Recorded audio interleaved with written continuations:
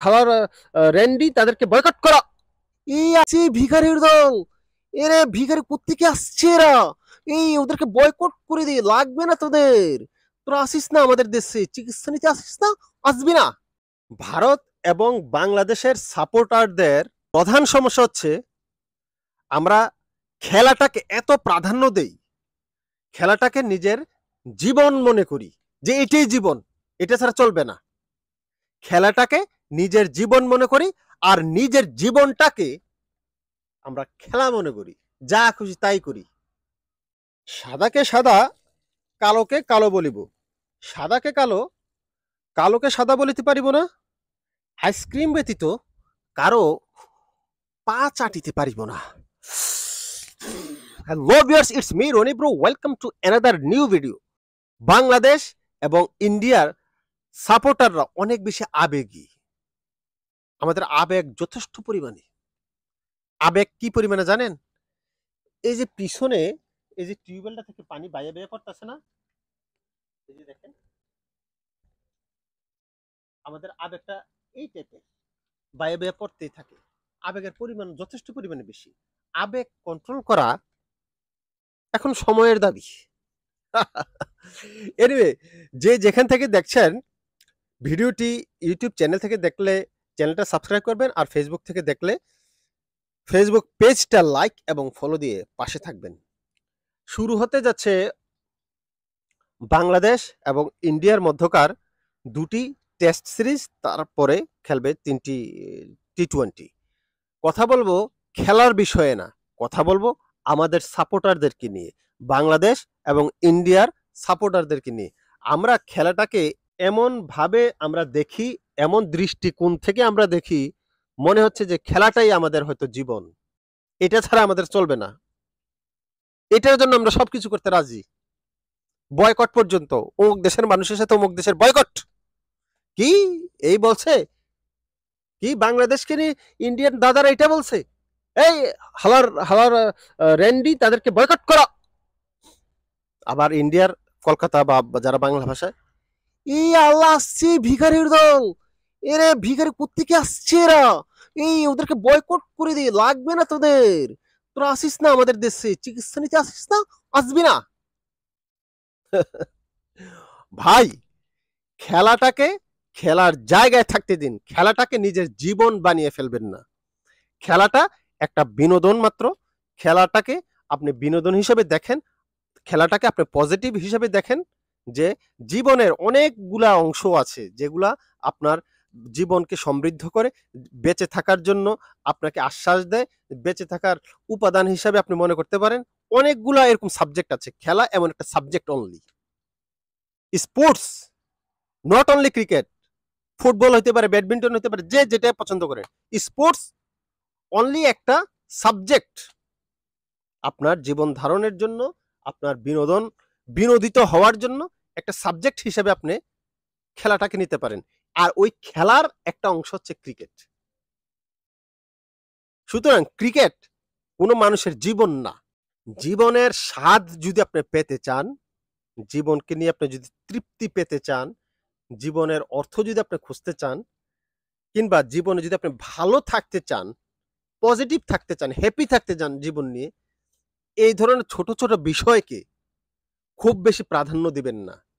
খেলাটাকে এমন পর্যায়ে নিয়ে যাই যেটা নিয়ে অন্যের সাথে, বন্ধুর সাথে সম্পর্ক নষ্ট হয়ে যায়, ভাইয়ের সাথে সম্পর্ক নষ্ট হয়ে যায়, এক গ্রামের সাথে অন্য গ্রামের সম্পর্ক নষ্ট হয়ে যায়, এক জেলার সাথে অন্য জেলার সম্পর্ক নষ্ট হয়ে যায়, এক দেশের সাথে অন্য দেশের সম্পর্ক নষ্ট হয়ে যায়।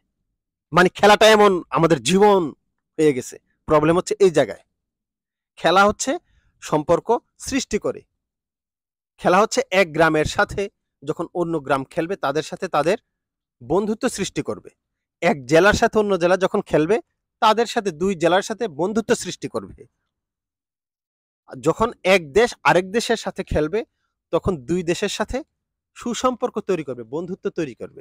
বাট আমরা খেলাটাকে এমন পর্যায়ে নিয়ে গিয়েছি, খেলাটাকে জীবন মনে করেছি, এই সামান্য কিছু ভুল ভ্রান্তি যদি হয়ে থাকে সেটাকে এত বড়ভাবে আমরা দেখি, এক দেশ আরেক দেশের ভুলগুলাকে শত্রুতে পরিণত হয়ে যায়। সেম জিনিসটা হচ্ছে বাংলাদেশ এবং ভারতকে নিয়ে।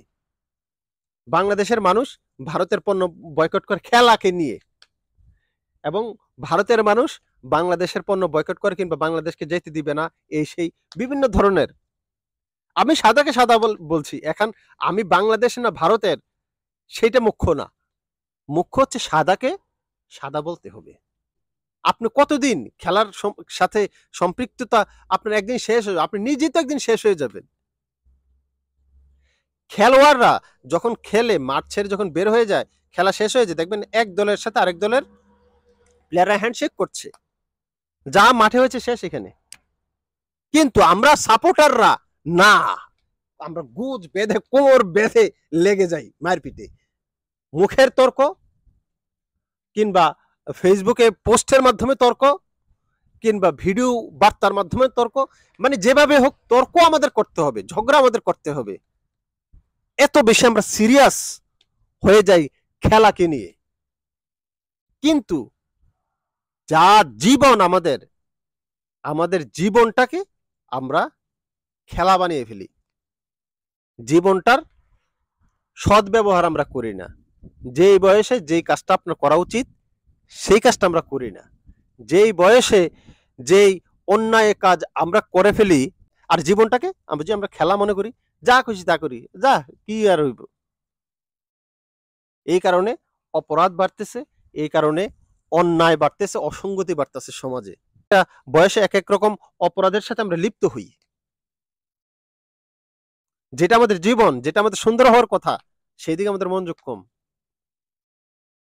সেই দিকে আমাদের মনোযোগ কম।